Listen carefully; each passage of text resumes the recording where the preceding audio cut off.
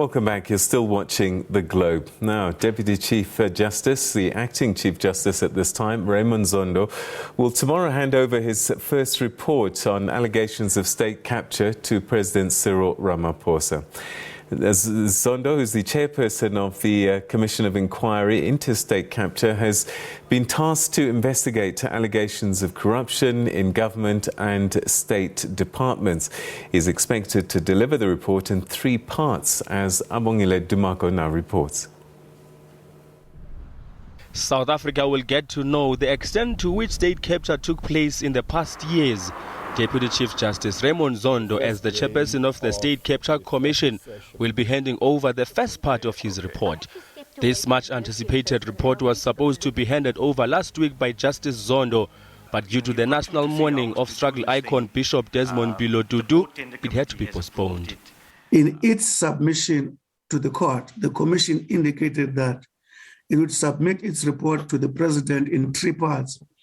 The first to be submitted at the end of December 2021, the second at the end of January 2022, and the last at the end of February 2022. Some of the cases that have come up during the commission have been attended to by the National Prosecuting Authority, and it's believed more arrests and prosecutions are imminent. Now, the clock is ticking for Deputy Chief Justice Raymond Zondo. He is expected to be here in these buildings, handing over that much-anticipated report to President Cyril Ramaphosa, which will give a light to South Africans as to what was going on during those state capture years. Abongile Dumako, SABC News, Pretoria. Zwelinzima, Vavi is the General Secretary of the South African Federation of Trade Unions, and he joins us now to talk to us a little bit about this state capture report. Thank you so much indeed for joining us. Welcome to the program. Compliments of the users in Peter, and yes. All the best. Thank to you and your family in 2022. Yeah. Thank you. We hope that it started well for you as well. So all eyes tomorrow on President Ramaphosa receiving the first phase of this report. What are your expectations around this report and what it might recommend? Well, we've listened to utter rot that have permeated the politics of South Africa over many years, which witness after witness came in front of the Zondo Commission to state their case as to what they witnessed.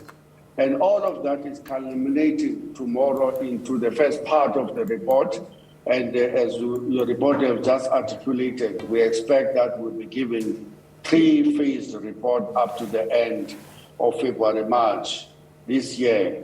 We expect perhaps a report that is going to begin to reflect on the extent of looting in our country, the extent of political machinations, the extent of crookery, the extent to which the politics have moved away from the principal value of the liberation movement, which was the value of selflessness, towards the values of greed, of me first, of to hell with everybody else. And so we're looking forward to reading that report. And the important thing to us will not just be about how the Commission articulates the extent of the rot, but what recommendations it is able to make in terms of who should be prosecuted for what sin they would have committed, whether there is sufficient evidence that can be presented to the National Prosecuting Authority to begin to act decisively and to make sure that those people that have betrayed the trust our people have put on them, particularly those that are serving in government, those people are made to pay for betraying that trust of ordinary people. I think we sometimes forget that this Judicial Commission of Inquiry is actually called an inquiry into allegations of state capture, corruption and fraud in the public sector. Do you think, though, that over the 2+ years that enough has been heard to prove these allegations? I think so. If you listen to all of the witnesses, of course, there were some witnesses that were utterly disappointing, that we were expecting more concrete information to back lots of public and media claims that they have made over a number of years. And a few of those witnesses came there to the commission, and let's face it, it was a damn sweep, their presentation, and it was proven to be incorrect, and they were found wanting by mere facts of collaborating their story with, for example, the house of the Guptas in terms of its structure, and all of that is involved in it.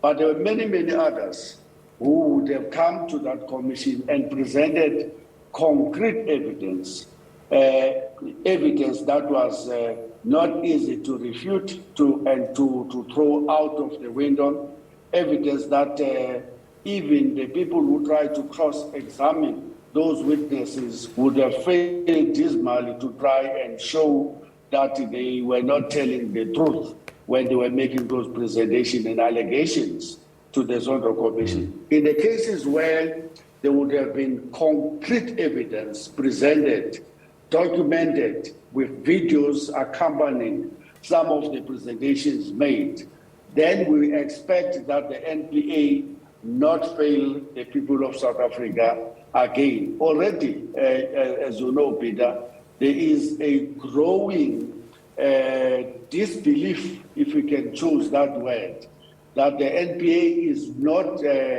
acting as it has promised under the new leadership, that it will act and it will prosecute without fear and without favor.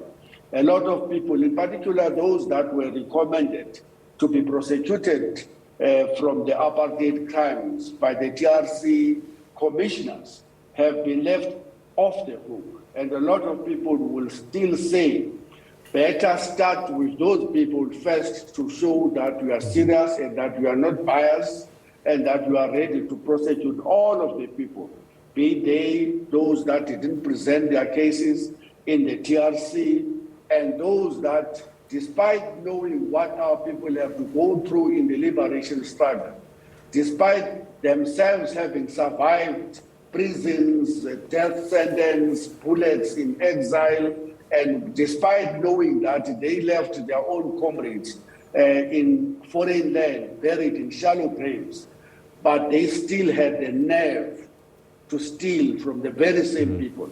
And we want those people who have really betrayed the trust of our people to be nailed, to be prosecuted without any further delay. And we can only hope, by the way, Peter, that there's no relationship whatsoever between the fact that this commission is going to be presenting its report to the president tomorrow and the fact that now there's fires, firstly in Parliament. We've just heard, I don't know whether this information is collaborated, that there is also fire somewhere in the court of Vavi in the same Western Cape. We hope that there's no relationship between that July events and these fires that are now exploding in the Western Cape.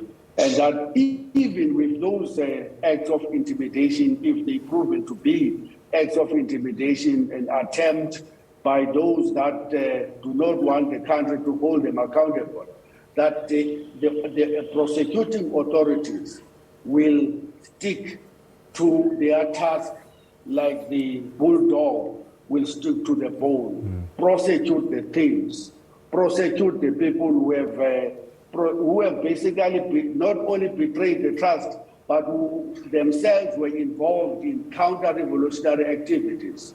And we see a very direct relationship from the trade union movement with the extent of the looting of the state resources, neoliberalism, the system of capitalism itself, and now the crisis that is worsening of poverty, unemployment, and inequalities. And we believe that those that have stolen without any shame are actually responsible for the worsening crisis of poverty, unemployment, and inequalities in our society. And therefore, they should be put on trial and face not just a charges of theft, but they must actually face the charges of treason against not just the state, treason against ordinary people of our country whose dreams have been put back many decades back into the era of colonialism. Because if you look at the rate of unemployment, poverty, inequality, and we're not only blaming that crisis of worsening poverty, by the way, on corruption. There are also other linked crises to the state capture. That's why we were insisting that the state capture must not just be about the Guptas, but must be about the totality of the theft of the resources of this country by the elite few. It must be about, to look in particular about the corporate theft, which is making even the Gupta theft look like it's like a school picnic if you look at the illicit cash outflows alone. But we couldn't succeed to persuade the country that the Commission must look broadly at corruption. Right. So you're suggesting that more work needs still to be done. Okay. Hopefully, all right. What do you make of this? After the report. Yeah. What do you make of this latest development? After the report, there will be an appetite. There will be an appetite to broaden the terms of reference of any future commission to look at the broader corruption in South Africa. We think that you will see more scandalous and shameful activities in the private sector. What do you make of this latest development, civil society group Democracy in Action, filing an urgent application to interdict the acting Chief Justice from delivering his commission report to the President because they say that President Ramaphosa himself is implicated and therefore it should be given to someone else like the Deputy President. Your thoughts on that?